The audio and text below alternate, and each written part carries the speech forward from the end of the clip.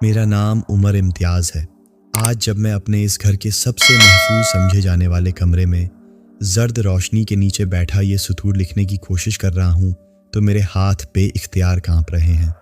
قلم اور کاغذ کا یہ رشتہ آج مجھے ایک بوجھ لگ رہا ہے، کیونکہ جن یادوں کو میں لفظوں میں قید کرنے چلا ہوں وہ میرے ذہن پر ایک نہ ختم ہونے والے عذاب کی طرح مسلط ہیں۔ یہ وہ گھر ہے جس کی بنیادوں میں میرے والد کے پسینے، میری والدہ کی دعائیں اور ہمارے پورے خاندان کا ایک مشترکہ خواب دفن تھا، مگر اب اس کی دیواروں سے صرف ایک ہی چیز ٹپکتی ہے: خوف۔ ہمارا خاندان کبھی بھی امیر کبیر نہیں رہا۔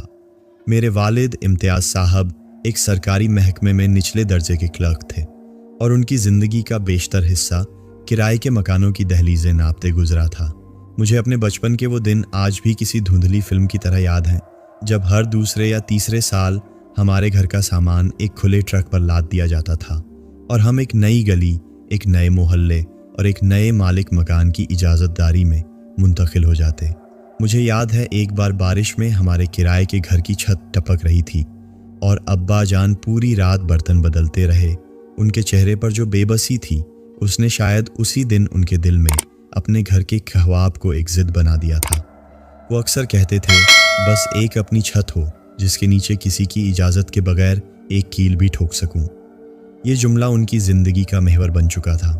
امی جان جو ایک صابر و شاکر خاتون ہیں، ان کی ہر نماز کے بعد کی دعا اسی ایک نقطے پر آ کر ٹھہر جاتی تھی: یا اللہ، ہمیں اپنے آنگن کی چھاؤں نصیب فرما جہاں میرے بچے بے فکری سے کھیل سکیں۔ انہوں نے گھر کے خرچ سے پیسے بچا بچا کر اور کمیٹیاں ڈال ڈال کر ابا جان کا ساتھ دیا۔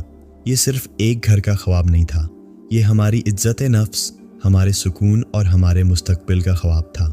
آخر کار سالہ سال کی مشقت، ان گنت قربانیوں اور لاکھوں دعاؤں کے بعد وہ دن آ ہی گیا جب ابا جان نے اپنی تمام جمع پونجی، پروویڈنٹ فنڈ اور کچھ قرض لے کر شہر سے باہر ایک نئی ترقی پذیر سوسائٹی میں 5 مرلے کا ایک پلاٹ خرید لیا۔ جس دن رجسٹری کے کاغذات ہمارے ہاتھ میں آئے، ہمارے گھر میں عید کا سامان تھا۔ امی نے شکرانے کے نفل پڑھے اور محلے میں مٹھائی بانٹی۔ میں نے اس دن ابا جان کی آنکھوں میں فخر اور سکون کی ایک ایسی چمک دیکھی تھی جو ان کی تھکی ہوئی آنکھوں میں پہلے کبھی نہیں دکھی۔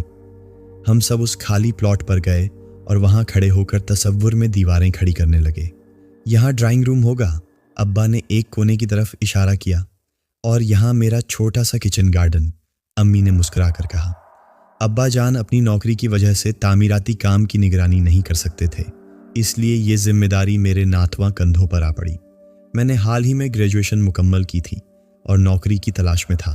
میرے لیے یہ صرف ایک ذمہ داری نہیں تھی، بلکہ میری زندگی کا پہلا بڑا امتحان اور ایک بہت بڑا اعزاز تھا۔ مجھے فخر تھا کہ میں اپنے والد کے سب سے بڑے خواب کو اپنی آنکھوں کے سامنے حقیقت میں بدلتا دیکھوں گا۔ اس سفر میں میرا ساتھی میرا خالہ زاد بھائی حارث تھا۔ حارث صرف میرا کزن نہیں تھا، وہ میرا جگری دوست، میرا بھائی اور میرا ہمراز تھا۔ اس کا وجود میرے لیے ایک بہت بڑا سہارا تھا۔ ہم نے مل کر نقشہ نویسوں کے ساتھ سر کھپایا، ایک ایک اینٹ، ایک ایک دروازے کا ڈیزائن اپنی پسند سے منتخب کیا۔ ہم صبح سویرے بائک پر سائٹ پر پہنچ جاتے اور دن بھر مزدوروں کے ساتھ کام کرواتے۔ دھوپ کی شدت، سیمنٹ کی دھول اور کام کی تھکاوٹ، یہ سب ہمیں ایک خوشی دیتی تھی۔ رات کو جب مزدور چلے جاتے تو ہم وہیں زیر تعمیر مکان کی چھت پر بیٹھ کر ٹھنڈی ہوا کے جھونکوں کا لطف اٹھاتے۔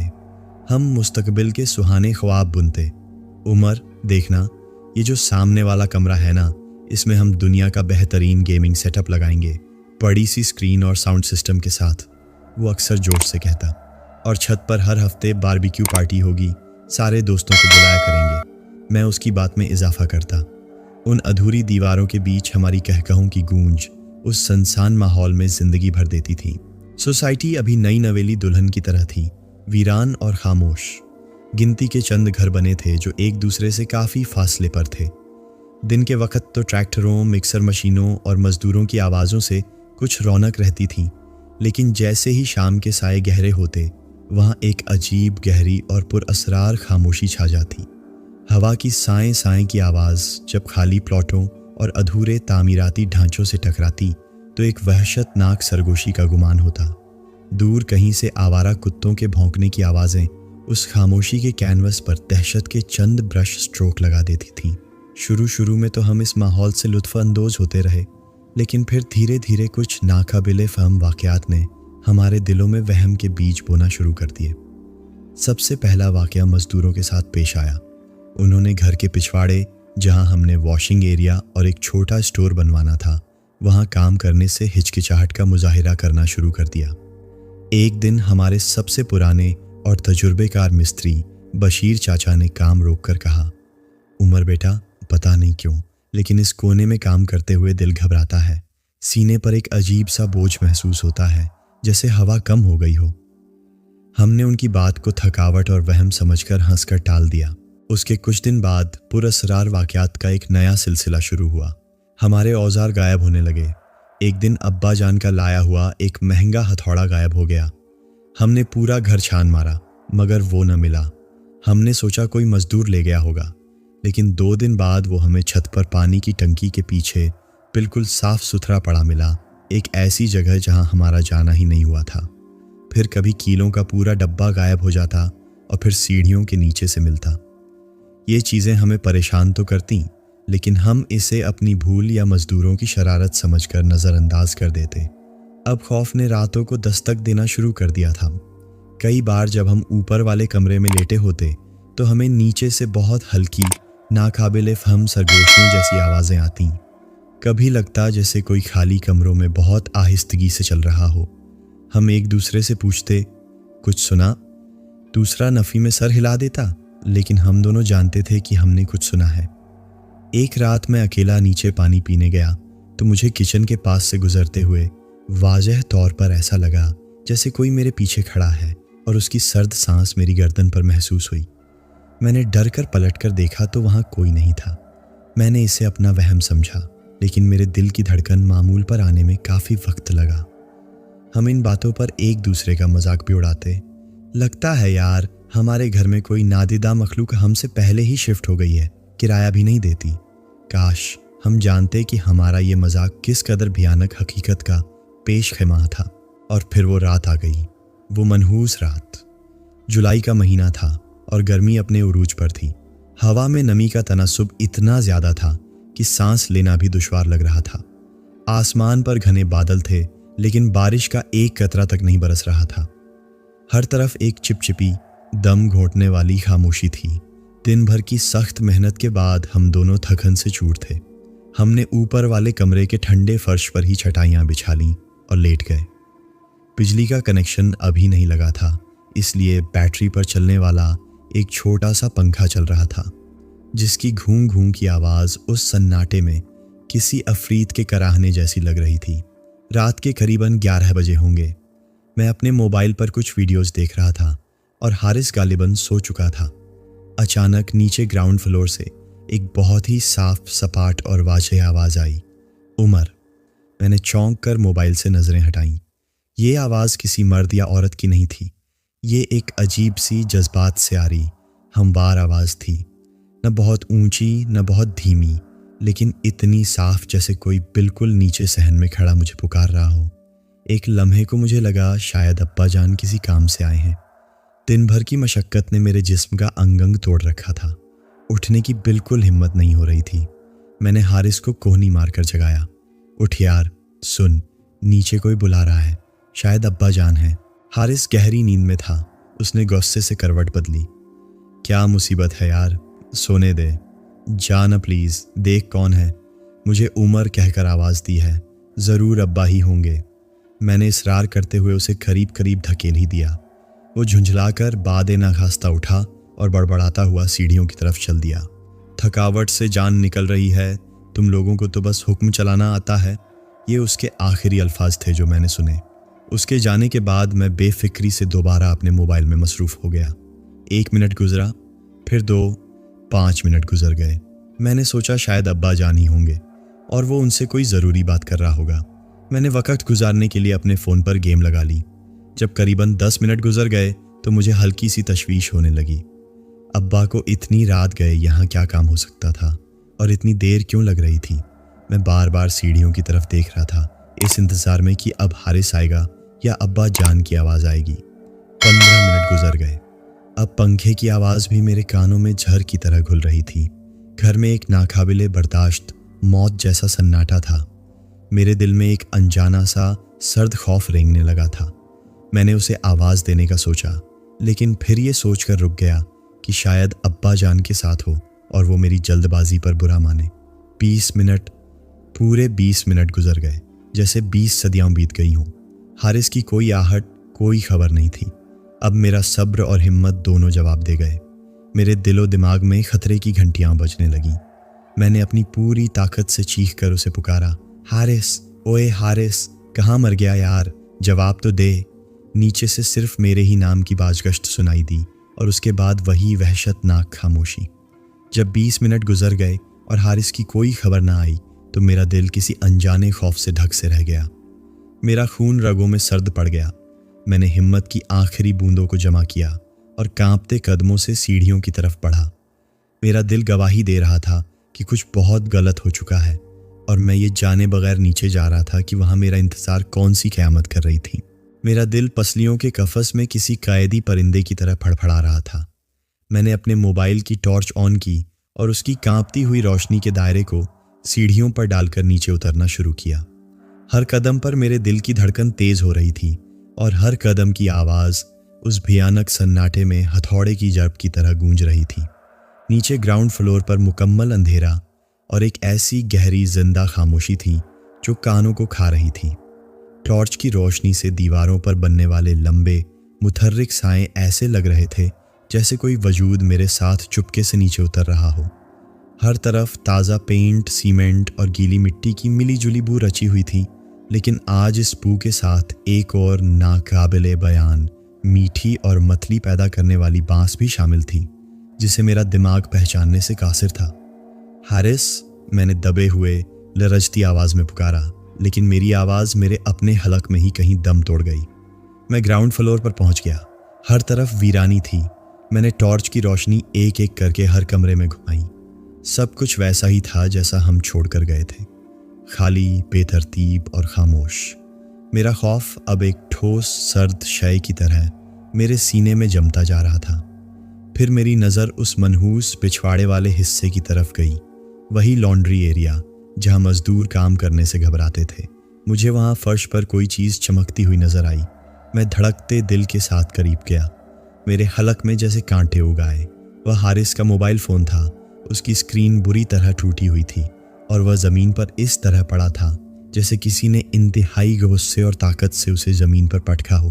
मेरा खून मेरी रगों में बर्फ़ की तरह जम गया। उसी लम्हे, उसी लॉन्ड्री एरिया के अंदर से मुझे हारिस की एक ऐसी चीख सुनाई दी जिसे सुनकर मेरी रूह फना हो गई। वह किसी इंसान की चीख नहीं थी। वह खालिस अज़ियत, नाकाबिले बयान दर्द और हैवानी दहशत का एक ऐसा चीखता हुआ मजमुआ थी जो अल्फाज में बयान नहीं किया जा सकता। एक हलक फाड़ गैर इंसानी चीख जिसमें एक गीला बुलबुलाता हुआ शोर भी शामिल था, जैसे कोई किसी का गला काट रहा हो और वह फिर भी चीखने की कोशिश करे। ये चीख सिर्फ 1 सेकंड के लिए कायनात में गूंजी और फिर उतनी ही अचानक ऐसे कट गई जैसे किसी ने चलता हुआ टेप रिकॉर्ड एक झटके से बंद कर दिया हो। इस चीख के बाद जो खामोशी छाई वह इस चीख से 1000 गुना ज़्यादा खौफनाक थी। मैं हवास बाख्ता होकर दीवानों की तरह उस तरफ भागा। हारिस, हारिस, मैं चीख रहा था। मेरे आंसू बह रहे थे लेकिन कोई जवाब नहीं था। लॉन्ड्री एरिया के बिल्कुल बाहर सीवरेज लाइन के लिए एक बड़ा सा गटर मैनहोल बना हुआ था जिस पर सीमेंट का भारी गोल ढक्कन रखा था। मेरी नज़र वहाँ फर्श पर पड़ी तो मेरे पैरों तले से ज़मीन निकल गई। फर्श पर खून के गाढ़े ताज़ा छींटे थे जो किसी जानवर के ज़बह होने का मंजर पेश कर रहे थे। ये छींटे सीधे उस गटर की तरफ जा रहे थे। मैं कांपते हाथों और लड़खड़ाते कदमों से गटर के पास पहुंचा। ढक्कन थोड़ा सा अपनी जगह से हटा हुआ था और उसके नीचे से वही मीठी, नाकाबिले बर्दाश्त बांस उठ रही थी। मैंने अपनी सारी हिम्मत और हवास को मुश्तमा किया, आंखें मींची और ढक्कन के किनारे को पकड़कर अपनी पूरी ताकत से खींचा। ढक्कन एक खौफनाक रगड़ की आवाज़ के साथ एक तरफ हो गया। टॉर्च की रोशनी जब अंदर पड़ी तो जो मंजर मैंने देखा, काश कि मैं उसी लम्हे अंधा हो जाता। काश मेरी रूह उसी वक्त परवास कर जाती। मेरा दिमाग उस हौलनाकी को समझने और कबूल करने से इनकारी हो गया। नीचे गटर के गंदे काले पानी में हर तरफ खून ही खून था। सुर्ख रंग का एक मुतहर्रिक भयानक मंजर, और उस सुर्ख पानी में गोश्त के लोथड़े, कपड़ों की चीथड़ियाँ और कुछ नाकाबिले शिनाख्त इंसानी अजा तैर रहे थे। मैंने उस खौफनाक मंजर में हारिस की नीली टी शर्ट का एक टुकड़ा और उसके हाथ की वह चांदी की अंगूठी देखी जो मैंने उसे उसकी सालगिरह पर तोहफे में दी थी। वह मेरा हारिस था, या जो कुछ उस वजूद से बाकी बचा था। मैं उस मंजर को 1 सेकंड से ज़्यादा बर्दाश्त नहीं कर सका। मेरी आंखों के सामने स्याह और सुर्ख धब्बे नाचने लगे। मेरी टांगों ने मेरा साथ छोड़ दिया। एक आखिरी नाकाबिले फहम चीख मेरे हलक से निकली और मैं वहीं बेहोश होकर गिर पड़ा। जब मेरी आंख खुली तो मैं अपने उसी ज़ेर-ए-तामीर घर के फर्श पर पड़ा था। मेरे सर पर अब्बा जान का शफीक लेकिन लरजता हुआ हाथ था और उनकी आंखों से आंसुओं की लड़ियां बह रही थीं। अर्द गिर्द पुलिस की वर्दियों में मलबूस कई लोग मौजूद थे। एम्बुलेंस और पुलिस की गाड़ियों की नीली और सुर्ख बत्तियां दीवारों पर एक आसिफ ज़्यादा रक्स कर रही थीं और हर तरफ अफरा तफरी और भगदड़ का आलम था। मुझे बस इतना याद है कि मैं सकते की हालत में बार बार एक ही जुमला दोहरा रहा था, उसने हारिस को मार दिया, गटर में, उसने उसे फाड़ दिया। पुलिस ने मुझसे तफ्तीश शुरू की। उनका रवैया हमदर्दाना था लेकिन उनके सवालात शुकूक से भरे थे। मैंने उन्हें सब कुछ बता दिया। वह गैर इंसानी आवाज़, हारिस का नीचे जाना, उसकी दिल खराश चीख और वह मंजर जो मैंने अपनी आंखों से देखा था। वह मेरी बातें सुनते रहे, नोट्स लेते रहे, लेकिन उनकी आंखों में एक वाजह शक था कि मैं शदीद सदमे की वजह से हकीकत और वहम में फ़र्क नहीं कर पा रहा। मेरा कर्ब और मेरी अजियत उस वक़्त दोगुनी हो गई जब मुझे एहसास हुआ कि दुनिया में कोई भी मेरी बात पर यकीन करने को तैयार नहीं था। मैं एक ऐसे सच का वाहिद गवाह था जो इस दुनिया के कवानीन से मावरा था। कई दिन बाद फॉरेंसिक रिपोर्ट आई और इस रिपोर्ट ने इस वाक़े को एक लाइन हल मुअम्मा बना दिया। रिपोर्ट में मौत की तस्दीक तो की गई थी लेकिन मौत की वजह और तरीका नामालूम था। जिस्म के टुकड़े किसी तेज़ धार आले या छुरी से नहीं काटे गए थे, बल्कि रिपोर्ट के मुताबिक उन्हें किसी नामालूम और इंतहाई ताकतवर शय ने बेरहमी से नोचा और फाड़ा था। कोई हथियार नहीं मिला, उंगलियों के निशान नहीं मिले, कोई सबूत नहीं मिला। पुलिस ने अपनी जान छुड़ाने के लिए इसे डकैती की एक नाकाम वारदात करार दे दिया जिसमें मज़ाहमत पर कत्ल हो गया, लेकिन यह बात किसी के हल्क से नहीं उतर रही थी। अगर यह डकैती थी तो घर में पड़ा लाखों का तामीराती सामान, सरिया, सीमेंट, सब कुछ वहीं क्यों मौजूद था? अब्बाजान इस वाक़ये के बाद जैसे जिंदा लाश बन गए। उनका सालों पुराना ख्वाब एक भयानक आदमखोर अफरीत में बदल चुका था। हारिस की वालिदा मेरी खाला के आंसू कभी नहीं थमे। उनकी सवालिया और इल्ज़ाम तराशती नज़रों आज भी मेरे दिल में खंजर की तरह चुभती हैं। हम सब इस घर को बेच देना चाहते थे, इससे जान छुड़ाना चाहते थे, लेकिन इस मनहूस जगह का कोई खरीदार नहीं था। अब्बा अपनी सारी जमा पूंजी और जवानी की कमाई इस पर लगा चुके थे। हमारे पास कोई और चारा नहीं था। भारी दिल और डूबते हुए कदमों के साथ 6 माह बाद हम उसी घर में मुंतकिल हो गए। आज इस वाक़ये को 5 साल गुजर चुके हैं। हम उसी घर में रहते हैं जो कभी हमारे ख्वाबों का ताजमहल था और अब एक जिंदा कब्रिस्तान की तरह महसूस होता है। इस घर की दीवारों से खुशी नहीं, एक मुस्तकिल उदासी और अनजाना खौफ टपकता है। अम्मी जान अब भी अक्सर रातों को हारिस की तस्वीर सीने से लगाए सिसकियाँ लेती हैं। अब्बा जान बिल्कुल खामोश हो गए हैं, जैसे उनके अंदर की सारी ज़िंदगी किसी ने निचोड़ ली हो। और मैं आज भी उस रात के अजाब से एक लम्हे के लिए भी बाहर नहीं निकल सका। मैं आज भी घर के उस पिछले हिस्से, उस लॉन्ड्री एरिया के पास से नहीं गुजरता। गटर के उस मैन होल पर अब संगे मरमर का पक्का फर्श बन चुका है, लेकिन मेरे लिए वह आज भी खुला है और उसमें से वही तारीख भयानक सच झांकता है। मुझे आज भी तन्हाई में, रात के सन्नाटे में वह गैर इंसानी बुलबुलाती चीख सुनाई देती है। मुझे हर वक्त यह एहसास होता है कि वह मखलूक, वह चीज़, वह शय आज भी वहीं है, उसी घर में हमारे साथ रह रही है। कभी कभी मुझे घर के उस हिस्से से पानी के पाइपों में से एक अजीब खुरचने जैसी आवाज़ आती है। मैं अपने ख़ानदान को यह सब समझा नहीं सकता। वह इसे चोरी की एक वारदात और एक अलमनाक हादसा ही समझते हैं, क्योंकि सच इतना भयानक है कि कोई इसे कबूल करना ही नहीं चाहता। अक्सर रात को जब मेरी आंख खुल जाती है और मैं छत को घूरता रहता हूँ तो खुद से सवाल करता हूँ, अगर वह चोर थे तो उन्होंने कुछ चुराया क्यों नहीं? और अगर उन्हें सिर्फ मारना ही था तो मेरे कज़न को ही इतनी बेदर्दी और वहशत से क्यों मारा? और सबसे खौफनाक सवाल जो मेरी रूह को छलनी कर देता है वह ये है, उस रात उस आवाज़ ने उमर को पुकारा था, मुझे, तो फिर हारिस क्यों मारा गया? क्या वह मेरी जगह कुर्बान हो गया? इन सवालों का जवाब किसी के पास नहीं है, शायद कभी मिलेगा भी नहीं। हम इंसान अपनी छोटी सी महफूज दुनिया में मग्न रहते हैं, इस हकीकत से बेखबर कि हमारी दुनिया के पर्दे के पीछे एक और दुनिया भी आबाद है, एक ऐसी दुनिया जिसके कवानीन, जिसकी मखलूक़ात हमारी समझ से बाहर है। अल्लाह हर किसी को अपने हिफ्ज़ व अमान में रखे और ऐसी नादिदा शरीर मखलूक के शर से हमेशा महफूज रखे, क्योंकि हम नहीं जानते कि वह कब, कहाँ और किस नीयत से हमारे आसपास मौजूद हैं।